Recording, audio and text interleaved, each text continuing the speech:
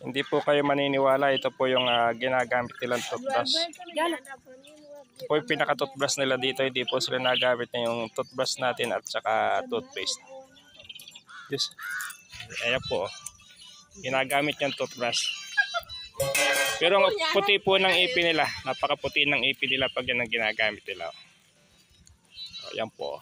Yan po ang native toothbrush nila. Hindi po uso dito yung yung toothbrush na ginagamit natin sa toothpaste.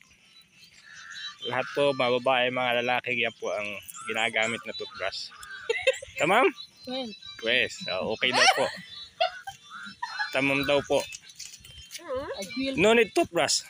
No need Colgate. No need. No need. Ayan po. Yes, okay daw po yun. Okay daw po yung toothbrush. pati dila po yan. Kinakaskas po nila yan. Like this. See? Yes, very good. Very nice. Ayan po. Puti ng ipin niya. Hindi ko po alam kung anong klaseng kahoy yan. Mga po dito, mga cleaners dito.